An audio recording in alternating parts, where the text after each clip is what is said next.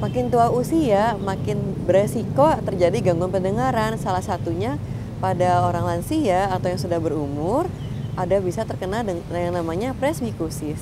Saraf telinga kita juga menangkap bunyi satu persatu yang akan ditransmisikan atau ditransfer ke otak kita, sehingga otak kita bisa mendengar percakapan atau komunikasi.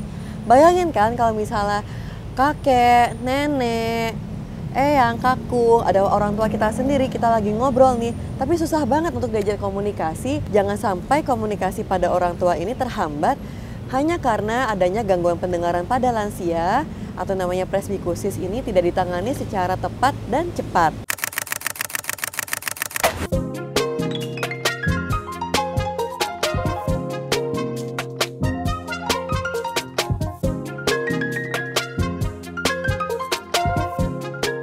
Kembali lagi bersama saya, Dr. Niken Ageng Rizky, spesialis telinga, hidung, tenggorok, bedah kepala, dan leher.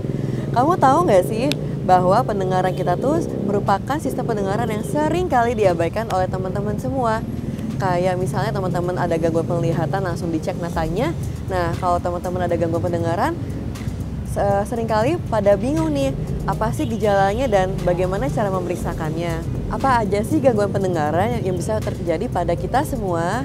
Makin tua usia, makin beresiko terjadi gangguan pendengaran. Salah satunya pada orang lansia atau yang sudah berumur, ada bisa terkena dengan yang namanya presbikusis. Presbikusis ini adalah gangguan pendengaran karena saraf-saraf telinga kita ini fungsinya makin menurun. Seperti pada halnya orang tua yang misalnya matanya makin menua, bisa terkena rabun jauh sehingga harus pakai kacamata plus misalnya. Begitu juga telinga pada orang tua bisa menurun fungsi pendengarannya sehingga harus menggunakan alat bantu dengar. Jadi organ di dalam telinga kita itu tuh seperti piano. Kalau teman-teman tahu ada bisa nada do, re, mi, fa, sol, la, si, do. Nah, saraf telinga kita juga menangkap bunyi satu persatu yang akan ditransmisikan atau ditransfer ke otak kita, sehingga otak kita bisa mendengar percakapan atau komunikasi. Bayangin kan kalau misalnya kakek, nenek, yang kakung, ada orang tua kita sendiri, kita lagi ngobrol nih, tapi susah banget untuk diajak komunikasi karena kakek nenek atau orang tua kita tidak bisa mendengar apa yang kita ucapkan. Nah, sebenarnya jangan sampai komunikasi pada orang tua ini terhambat hanya karena adanya gangguan pendengaran pada lansia atau namanya presbikusis ini tidak ditangani secara tepat dan cepat. Jadi, buat teman-teman yang papah mamahnya, orang tua, atau kakek nenek yang punya gangguan pendengaran, harus diperiksakan salah satunya menggunakan alat yang bernama audiometri. Jadi, audiometri ini akan memeriksakan saraf telinga kita, tulang pendengaran kita, dan ambang dengar kita khususnya untuk menilai nih gangguan pendengaran kita apakah jenis yang gangguan saraf atau gangguan lainnya seperti gangguan konduksi. Dan kedua gangguan tersebut tuh bisa loh diobati atau juga ditata laksana sehingga komunikasi yang terjalin itu bisa terjalin dengan baik ya. Jangan sampai nanti kita tidak bisa komunikasi dengan orang tua atau kakek nenek di rumah tidak bisa komunikasi dengan cucu yang sebenarnya bisa diatasi dengan menggunakan alat bantu dengar atau pengobatan ataupun tindakan berupa operasi. Selain pada presbikusis, gangguan pendengaran itu bisa terjadi karena trauma bising. Nah, buat teman-teman nih yang bekerja di tempat bising, misalnya seperti outdoor, atau misalnya pabrik, atau teman-teman yang terpapar mesin yang keras, atau yang teman-teman suka pakai headset. Nah, ini juga cukup bahaya loh, karena suara bising tersebut dapat merusak saraf telinga kita. Jadi bayangkan saraf telinga kita ini seperti rambut halus yang kalau misalnya terkena suara bising itu rambutnya lama-lama dia bisa makin menekuk. Akhirnya transmisi suara atau gelombang suara yang dikirim ke otak jadi bisa berkurang atau bisa menghilang dengan total, sehingga sulit buat teman-teman untuk menangkap suara bising dan komunikasi. Gejala trauma bising ini apa sih? Nah, misalnya pada nada tinggi tidak bisa mendengar atau tidak bisa mendengar suara istrinya atau suara perempuan. Nah, bisa juga pada teman-teman yang misalnya terpapar suara bising seperti bunyi bom atau bunyi suara konser. Nah, itu harus hati-hati ya, atau bunyi speaker gitu misalnya. Atau teman-teman yang bekerja di bidang industri musik yang harus terpapar suara bising yang suaranya keras, itu juga harus hati-hati karena paparan bising ini lama-lama dapat menurunkan ambang dengar kita. Lalu tipsnya bagaimana agar kita tidak terpapar trauma bising. Pastikan teman-teman tidak berada pada sumber suara yang terlalu dekat. Misalnya tidak berada depan speaker. Oke. Lalu misalnya teman-teman mendengar suara bising kayak suara motor yang keras atau mobil atau misalnya suara gergaji, silakan menggunakan earplug atau earmuff untuk menghindari suara keras tersebut langsung masuk ke gendang telinga kita. Nah, buat teman-teman yang bekerja pada industri musik atau audiovisual, pastikan menggunakan headset hanya dalam waktu 60 menit. Jadi ada namanya Rule of 60. Buat teman-teman semua, gak hanya pekerja musik atau pekerja audiovisual, atau bahkan teman-teman yang lagi work from home nih, yang lagi meeting di rumah misalnya, atau teman-teman yang lagi sekolah, yang sekolahnya lagi online, pastikan menggunakan headset hanya dalam waktu 60 menit dan volumenya maksimal adalah 60%. Begitu ya, kalau misalnya lebih dari 60 menit, telinga kita harus istirahat dan bisa diganti dengan menggunakan loudspeaker. Lalu pastikan untuk teman-teman semua memeriksakan pendengaran yaitu audiometri secara berkala setiap 3 bulan sekali. Jadi panca indera kita yaitu sistem pendengaran harus juga sering diperiksa, jangan hanya mata saja ya. Nah, paling sering nih gangguan pendengaran yang nomor 1 di dunia terjadi adalah karena adanya cerumen probe atau adanya kotoran telinga atau yang kita sebut juga dengan earwax.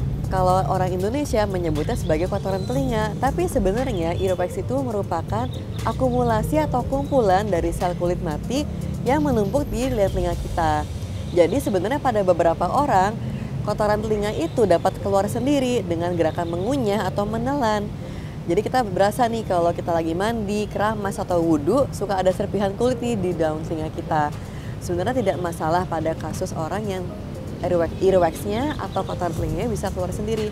Tapi pada beberapa orang yang variasi earwax atau kotorannya itu keras, lalu liang telinganya menyempit, atau misalnya liang telinganya berbentuknya belok sehingga earwax tersebut seringkali terperangkap dan juga menyebabkan gangguan pendengaran.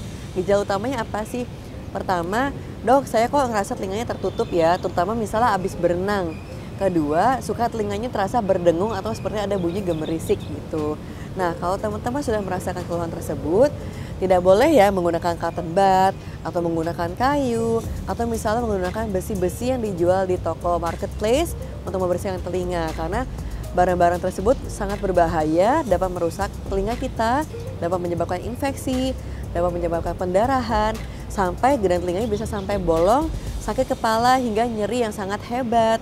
Dan seringkali karena penggunaan alat tersebut membersihkan kotoran telinga dengan tidak tepat yang menyebabkan pasien-pasien sering datang ke dokter spesialis THT BKL. Nah, terus bagaimana dong dok untuk membersihkan telinga kita caranya? Teman-teman cukup mengunjungi dokter spesialis THT BKL setiap 3-6 bulan sekali untuk dilakukan pembersihan telinga. Jadi untuk sehari-hari gimana dong dok? Kan seringkali suka ada pertanyaan kayak gitu ya. Nah, telinga kita itu tidak perlu dibersihkan secara rutin karena sebenarnya earwax tersebut juga punya fungsi loh. Fungsinya apa sih? Pertama, untuk menjaga kelembapan di liang telinga kita. Kedua, untuk menjaga pH atau keasaman atau asam basa di liang telinga kita. Dan juga ketiga, untuk mencegah serangga agar tidak masuk ke dalam liang telinga. Jadi jangan lupa teman-teman semua setiap 6 bulan sekali ke dokter THTKL untuk periksa kedua telinganya ya.